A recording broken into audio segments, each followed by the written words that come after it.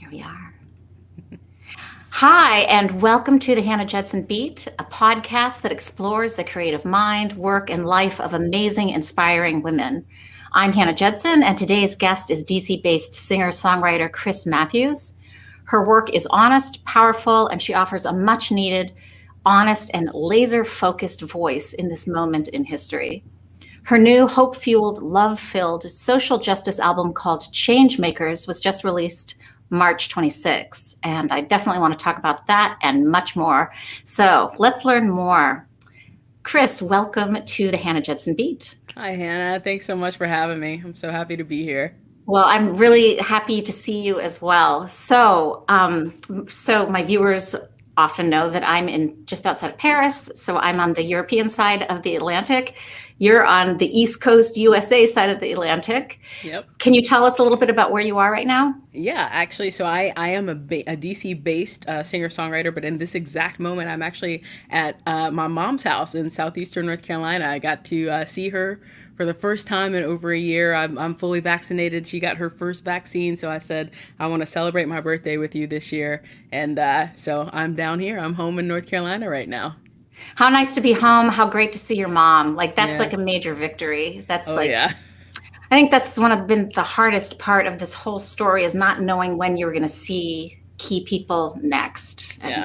that's been rough. Yes, it has. So are you from South Carolina? Southeastern North Carolina, yeah. No, I sorry, mean, North we're technically North Carolina. We're very particular about that. South Carolina, they've got a little more opportunity, so we really like to make that distinction. I'm from North Carolina, but Okay. just barely. We're pretty far south. We just barely made the border. But yeah, I was born and raised in a little tiny town called Richlands, about 3,000 people. It's called the town of perfect water. And so yeah, this has been home my whole life. This part of North Carolina, so. Yeah, it's a nice bit of culture shock being in DC these days for sure, but I appreciate it. Yeah, for sure. And so did your musical career start in North Carolina? It did. It sure did. Actually, I went to Appalachian State University, and so that is in the mountains of North Carolina, and so it's heavy bluegrass country there, and that's actually where I learned to write songs. So interestingly enough, if I didn't anticipate being a folk singer or an Americana or bluegrass songwriter, but it's just inevitable being in that area for so long. It just kind of found its way into like the fiber of me. So a lot of times my music feels a lot like the Blue Ridge. So I'm very fond of that part of the state. Wow. And so were you studying other things and then sort of found your way into music? So I am a classically trained clarinetist turned folk singer. So I actually was at school for music education. I was pretty sure from the time I was in sixth grade that I was going to be a high school band director. And the universe had other plans for music in my life. But yeah, that's what I was doing in the mountains was pursuing that music education degree.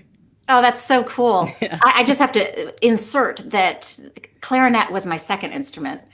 And Yes. I love clarinet. And to this day, I have my father's old clarinet here That's in the awesome. house. This very old wooden, just nice instrument. And I actually don't take it out very much anymore. But when I do, it shocks me how hard it is to play. Yeah, you got to really keep your You got embouchure up. Once that embouchure to, goes, it's hard to build that back up. that's for sure. So you were there, and so you're in DC now. So DC, the capital of the United States of America, Yeah. where it's a place that all that stuff goes down, but people Yeah. live there too. It's Yeah. also, so what's it like living in DC? It's actually fascinating. I mean, at this time, at this point in kind of this country's history and in this moment that this country is in, it's actually an incredible time to be living in DC. You're kind of right on the front lines of so many big moments happening, and you're able to kind of bear witness. And because of the type of music that I do, I'm a folk singer, so folk music is very much about kind of journalism in a way, kind of capturing these moments. And so an incredible time to be alive in general in America, but to be living in the capital is pretty incredible. Yeah, I've definitely been able to be kind of up close and personal for some pretty important moments in the country's history so far.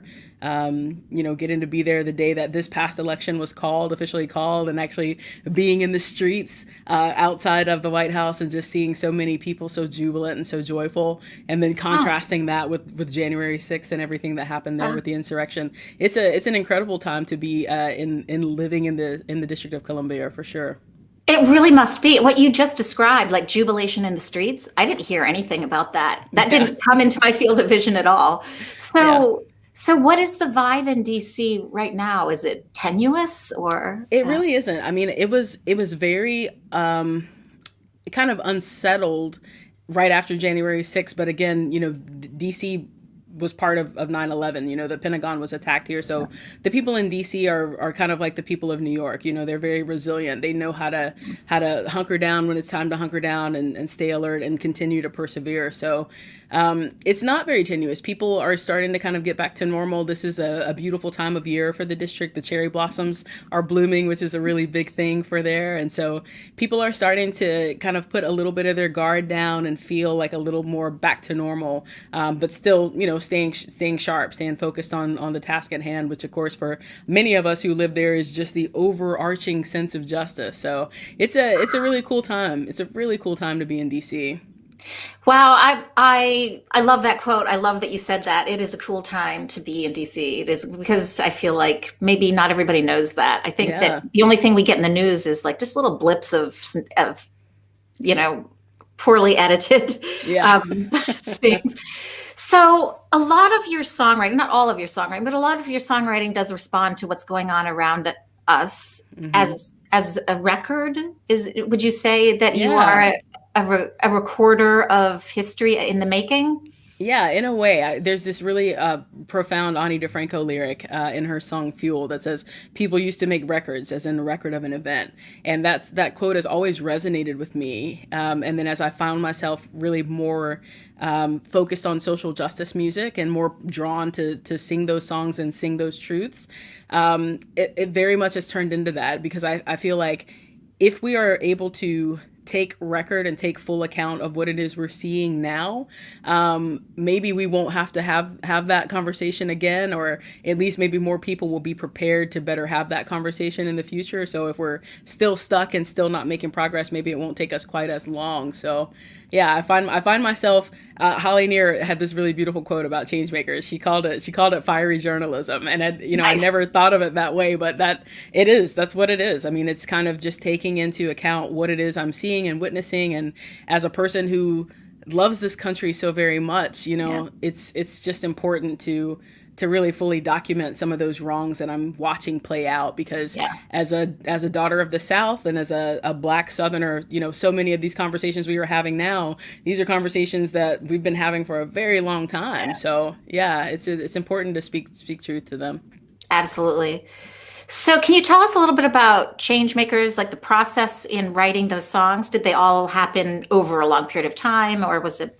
No, they kind of, I like to joke about finding the silver lining in things sometimes. So it's kind of like, well, I am actually grateful for the last 4 years, this previous administration, because I got some really phenomenal songs out of it. So, and I don't know that I would have had a reason to write them if it weren't for that, for it being so terrible. And so, the album is basically almost every song on the album was written over the course of the past 4 years, with a couple of exceptions. Prodigal Son is actually a much older song. It actually came out on my album Come What May, but was still so relevant. And kind of as I was on tour for this Pride tour that I do with Heather May called the Singing Out Tour, I got to kind of fall in love with that song again and kind of reimagine it in this awesome way. So it felt like it definitely needed to be on the album. But yeah, almost every song up there was written within this chapter, this 4-year chapter that we just have survived and endured. Yeah. So that is great that you got a great record out of those 4 years, but it is definitely a record in the Ani DeFranco sense. Very much so. So did you assign topics to yourself, or did you just move from topic to topic? So I am such an organic songwriter. It's basically just like free therapy for me that just happens to work out for everybody else that listens to it. Okay. And so, it was just kind of as I was watching things come up, especially like with the babies in the cages at the border. Time Machine was written about that, and just watching these things play out, and it's just sometimes they're it's just much easier for me to process what I'm feeling and what it is I'm thinking and want to say with the guitar in my hand. And so that album is just very much me responding to what it is I witnessed over the course of these past 4 years. Almost every single one of those songs came about from just being witness, just bearing witness to some Yeah. atrocity that was happening at our country at the time. Yeah. And so what is your songwriting? What is your creative process actually? Like, what does it look like? Do you, Yeah, it looks like me sitting on a couch somewhere just trying to figure out why is this happening? How is this happening? How are we allowing this to happen? And just writing, and just playing.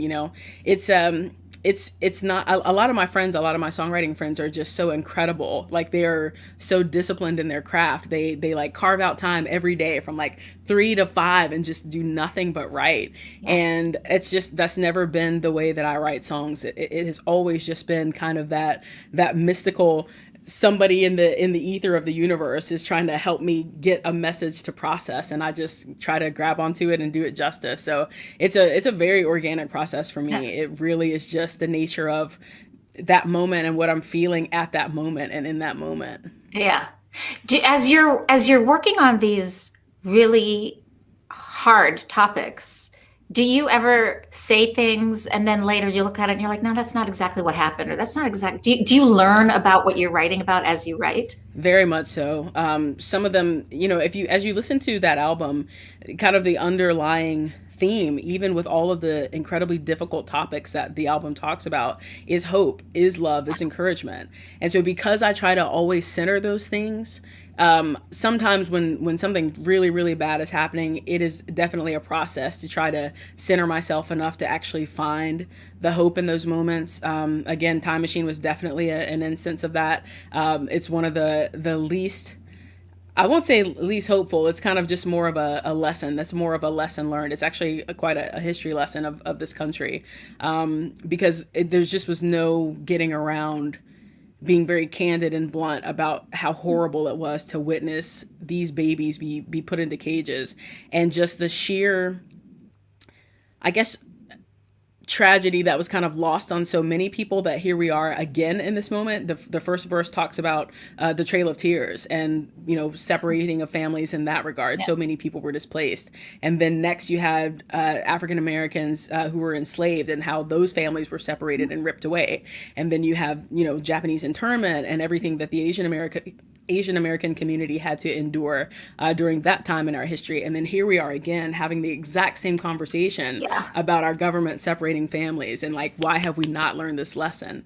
And so, that song was definitely one that took a long time, because sometimes when you're so angry, it's hard for that to not come through in the song. And I try to never let that be the thing that comes through in the song, because I want people to actually listen to the song.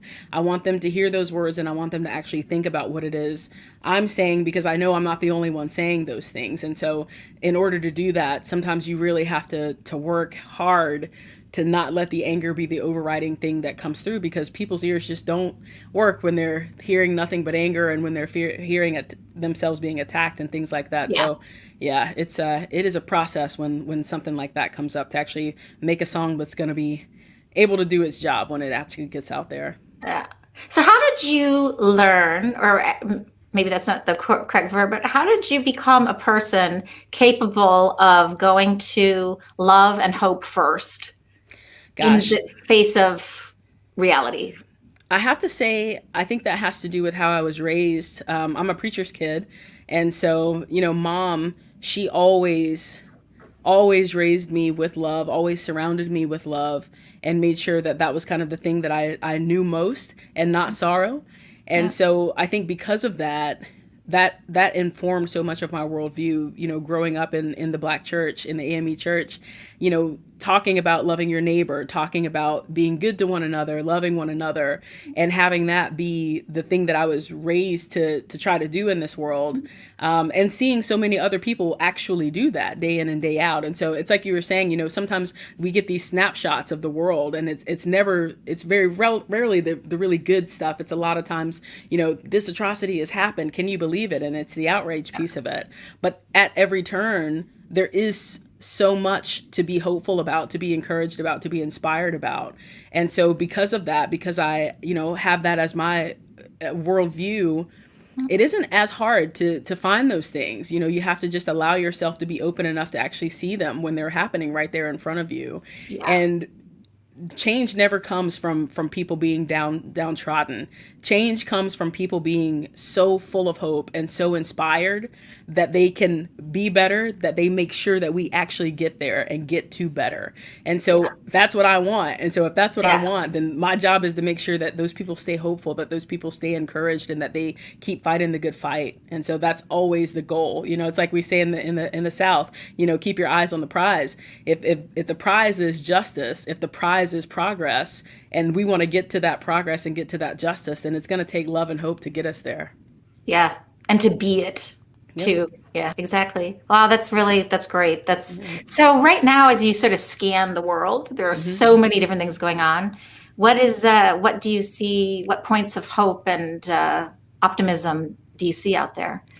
Being in DC, seeing so many people come to the table to be so actively involved in their government, as a reaction to what they saw, from maybe their friends or loved ones not being as involved, as engaged. Seeing so many people turn out and be so much more ready to be involved in their government, involved in this grand experiment of democracy. That is a thing that keeps me inspired every single day.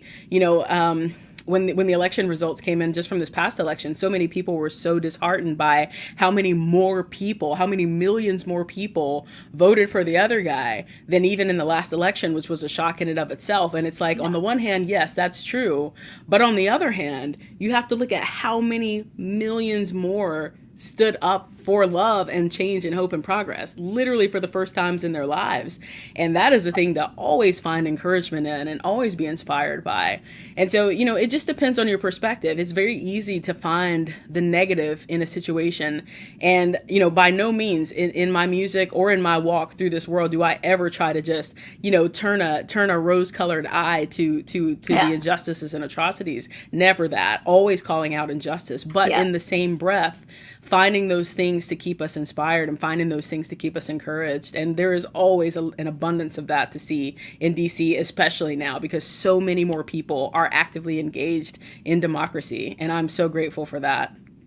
Wow. That is I'm really happy to hear that, as an American abroad, because you never know. And it does seem like there's a lot of sort of wedges that have gone into sort of discourage active involvement in democracy.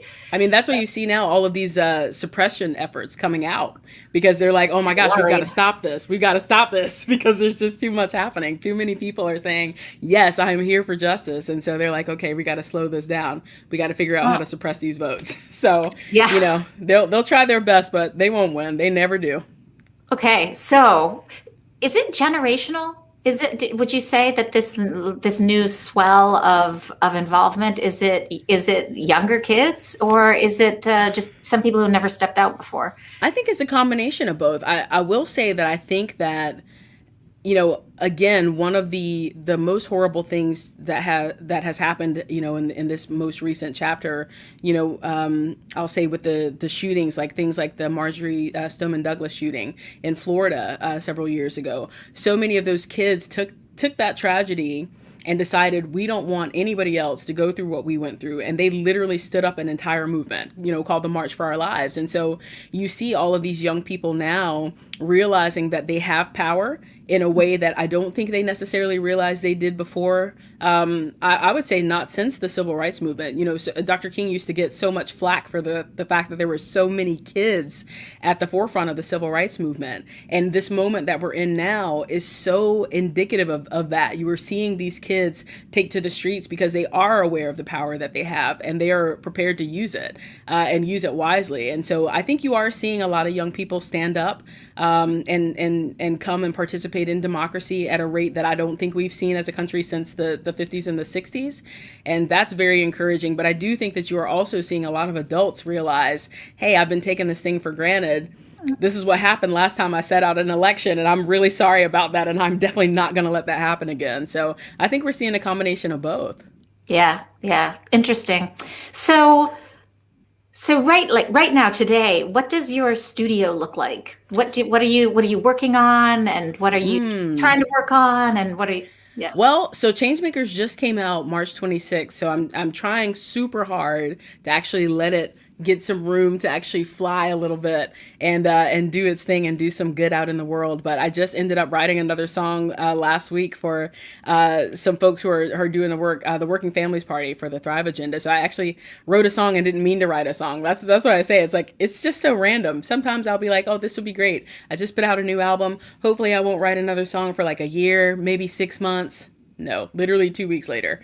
And so I have a new song that I just wrote for that I'm sharing here and there, sharing on my Patreon and places like that. And a couple of love songs here and there that actually snuck up on me that I wrote.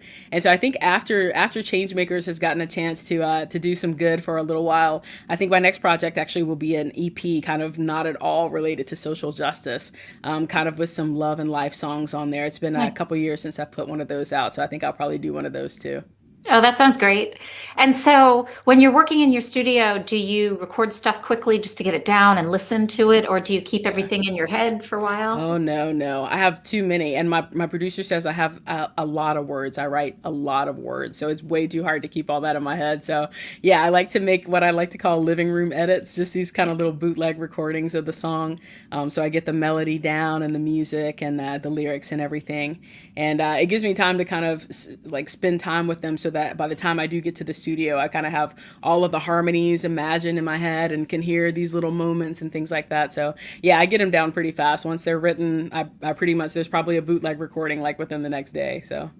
Oh, nice. Yeah. And so do you keep all of this very, private and keep it to yourself before you release, or do you have a circle that you work with or you show work to or get feedback? Yeah, I mean, this one of the what I call the pandemic perks actually was standing up my Patreon, and so my patrons are they actually get to hear.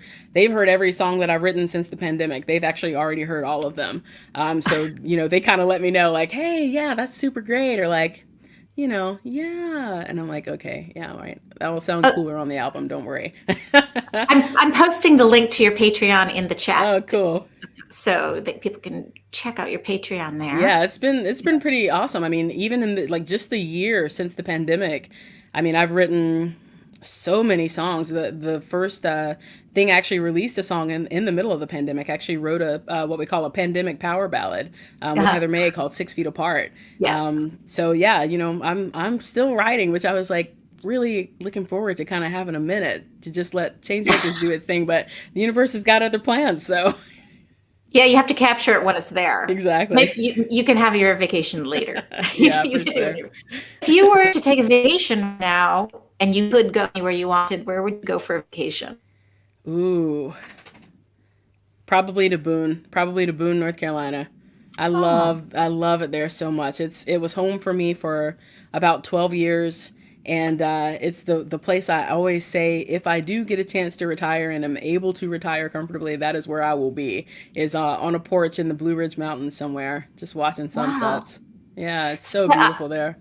Wow. And so that's far from the coast. Yes, it is. It's about 4.5 hours. Okay. Yeah. And it's in the mountains, sort of what I've never been there. I'm imagining low rolling mountains. No, is it that? These are pretty good mountains. These are pretty. I think Boone's elevation is just a little bit short of a mile up. Wow. Yeah, so it's they're pretty good mountains. They're not like the Colorado mountains. They are smaller than those, but they're definitely not rolling hills. They're pretty great. Okay. Yeah, Wow. you see the clouds most mornings. So Yeah. yeah. So when you are in the city, what do you do to get nature? Or do you not need that?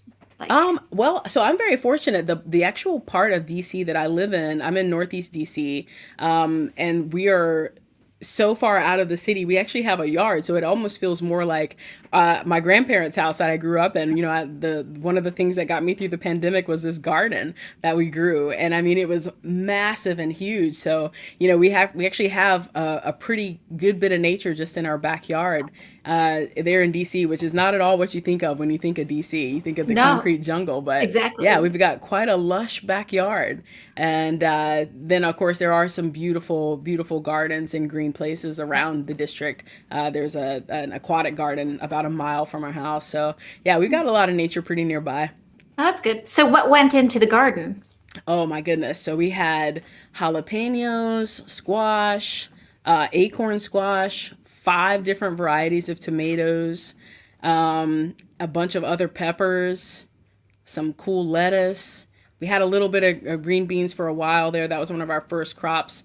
And but yeah, it was mostly tomatoes. Those were my pride and joy. I was so proud Yeah. of those tomatoes.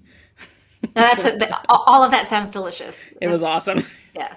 So do you have any favorite recipes for your garden Well, crop? I'm a southerner, so I make a mean tomato pie. So that was definitely Oh, one of the fruits of my labor that everybody that lives with me was very, very happy to partake in. So yeah, tomato pies are super cool. They're basically like a quiche with no eggs. So it's a savory dish, not a sweet dish. yeah.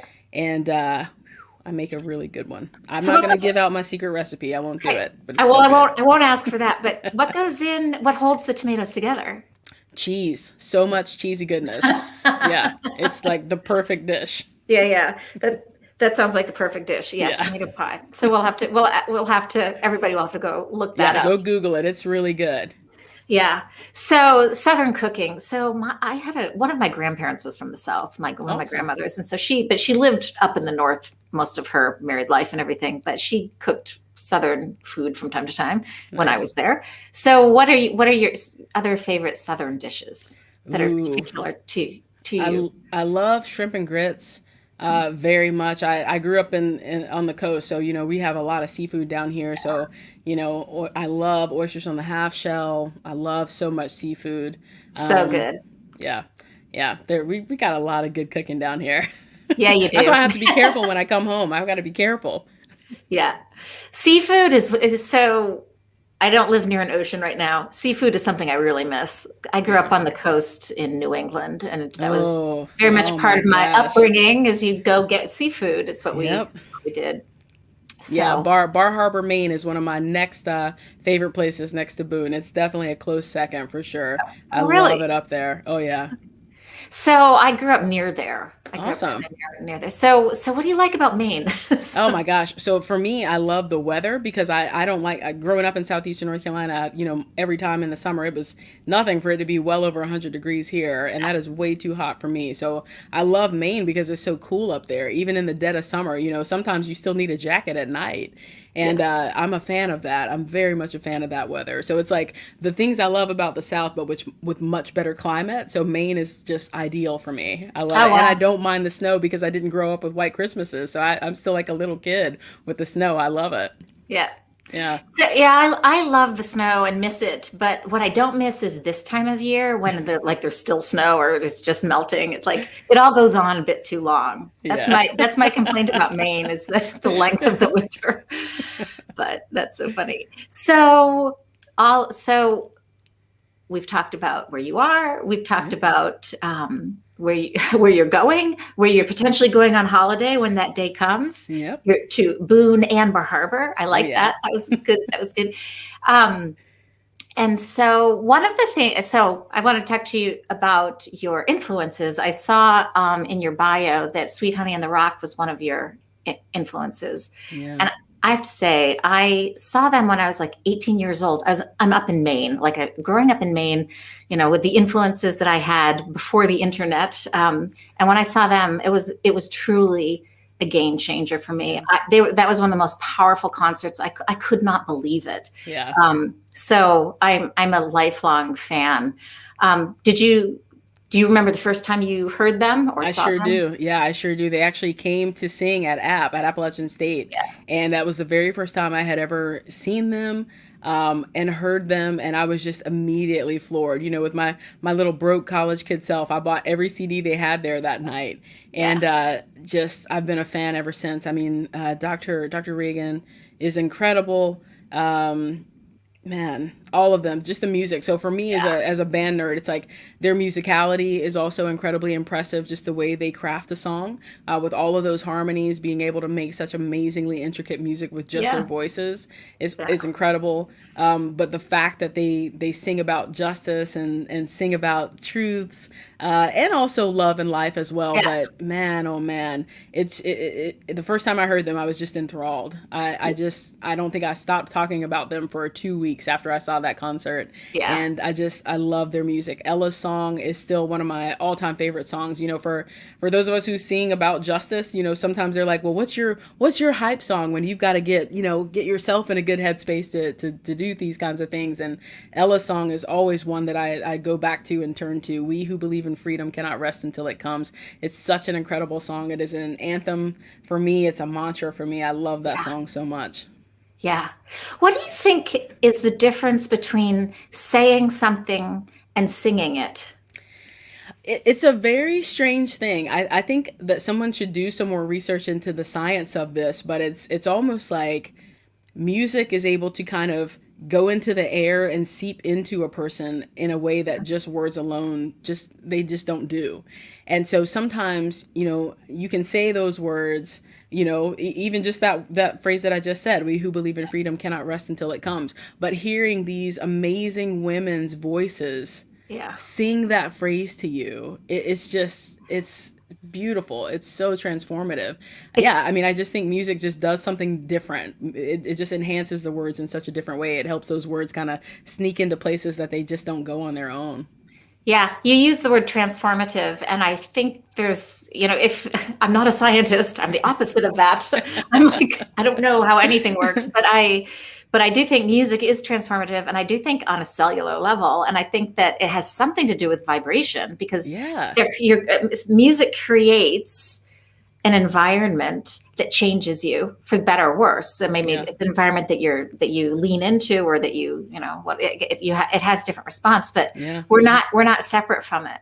You know, it's like yeah. it's really something. It really is. It's so powerful. Yeah, It's such a powerful thing.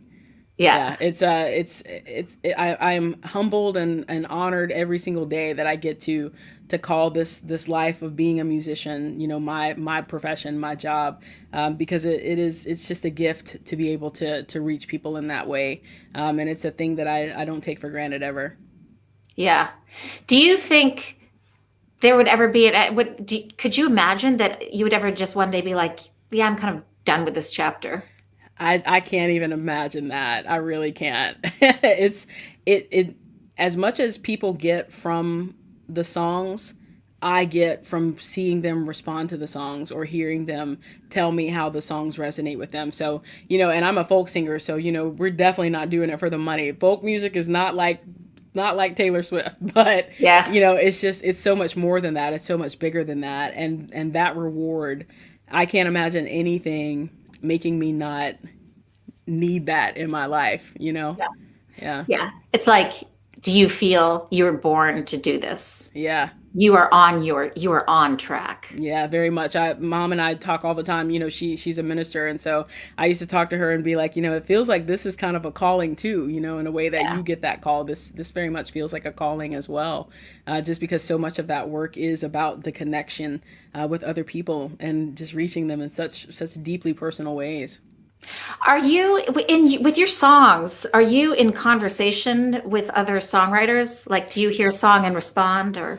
No, I mean there are a couple of times where just because I am such a band nerd, like I don't mind that phrase at all because it's just so accurate. Such a band nerd, Hannah. Such a band nerd. Sometimes there are moments where I'll just like put a little Easter egg in, just like a little tip of the hat to a songwriter who means something to me, just as like a little personal level. But in general, no. I mean, I don't listen to as much music as I probably should. There's so many phenomenal artists out there, and it's always a surprise when I stumble onto somebody new. But no, I don't do a lot of co-writes. It's such a rare thing for me to do co-writes, and I don't really hear a lot of other artists' music. It's kind of, like I said, just a response to the world around me, the way that I'm crafting songs. So yeah, not a lot of that. Yeah, yeah. I think that people who don't write songs do imagine that songwriters are listening to music all the time. Yeah. But I think that is overwhelming. Yeah. I think that if you're really listening to music, a lot, it can take over. Like when you fall asleep, you're hearing it, and Yeah. that can be like a mixed bag to listen to other music. Yeah. Which some Yeah. people do. Some artists Yeah. they love to go to different folk festivals and just music festivals in general and discover new artists and connect with them. But yeah, that has just never been a thing that I do or have really ever felt drawn to do. I don't Yeah, Not for any yeah. particular reason. I just never have.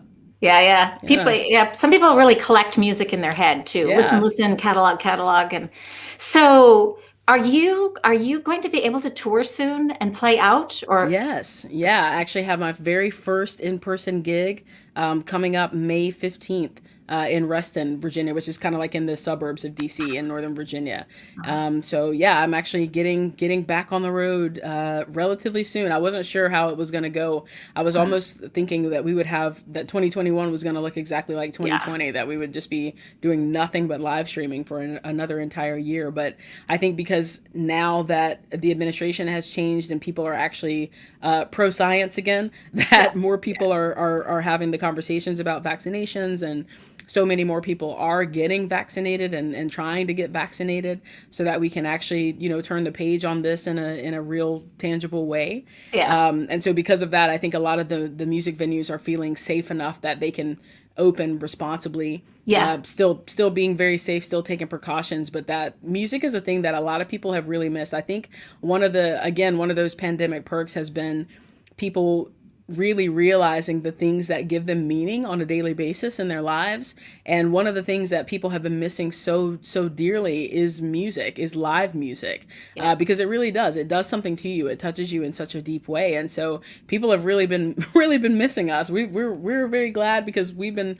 out of work and holding on, hoping that you guys missed us enough to get us back on the road again. yeah, But we're really, it's just been a lovely thing. A lot of folks are just so excited. So many people are saying, I'm so happy that I'm getting my vaccine because that means I can go see live music again. And so that's great news for the venues as well, because they've been really, really struggling. When your job is to gather, but the thing that keeps people safe is not gathering, yeah, there's nothing you can do. So, yeah. I'm glad that people are really actively trying to get vaccinated and trying to make it safe so that we can gather once again. Absolutely. Yeah, it's really interesting. I think that there have been so many lessons learned in the past year and a half, Yeah. on every level, obviously, but definitely what we need are, I think most of us, even the introverts among us, which myself included, I'm introvert, extrovert, I go both ways. Yes. But we need people. And Yeah. it's like you really realize that, like at first, when we first went into a lockdown here in France, I thought, oh, this is going to be great. I'm made for this. Yeah. But it really has gotten stale. I'm like really sick of it. And Yeah. definitely, yeah, definitely live music. And I've been grateful for the internet. It's been fun to Yeah. like meet people on the internet and do shows together and be part of different things. But music over the internet, it's not the same thing. It's it's Yeah. it's about discovery. It's great for discovery, Yeah. but it really, yeah, Yeah. all that. So Yeah. I mean, it's been interesting. We've been able to kind of fill the void a little bit. Live streaming, we started live streaming early on, very early on in the pandemic. And so, in one way, it was kind of a comfort for people to actually have that familiarity of being able to be kind of in a proverbial space with others and just be listening and be present. But it's just something so different about being able to look somebody in the eye, after a lyric hits them just the right way, and hug them at the merch table after the show is over and things like that. So yeah, I mean, we've been trying to fill the void a little bit, but there's no substitute for the real thing. I mean, live music is just such a blessing for so many people. So I'm just so happy that we're gonna slowly start getting back to it.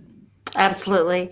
So, you guys, this is the Hannah Judson Beat. I'm here today with Chris Matthews. We are talking about creativity, writing music. We're talking about social justice, saying things that matter. We're talking about all sorts of things. For those of you who are here with us, thank you for coming. Feel free to comment and add questions, comments in our chat area. For those of you who are watching this later on, feel free to look up chrismatthews.com and find her Patreon page and other ways to support this amazing, important artist. So what are you going to do for the rest of the day? You're still in your midday. Yeah, I'm still. It's only 1:30 here, just about 2:00. So I think for the rest of the day, I'm probably just gonna. I got a lot of really lovely birthday greetings. My birthday was April 7th, and so I'm just gonna be spending the day just saying thank you to people for carving out time out of their day to tell me happy birthday and send me a little extra love.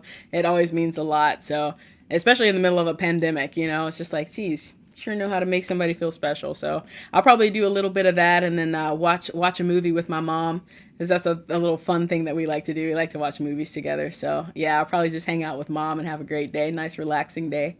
Oh, that sounds great. That sounds like an absolute pleasure. It's like probably when we were all little kids, we never thought hanging out with our mother was a luxury or a pleasure. I mean, maybe thought it was a pleasure, but it's like it is these key connections that really are they prop up our life. Yes. Maybe there's a better metaphor than that, but it's really. I think that's a pretty great one.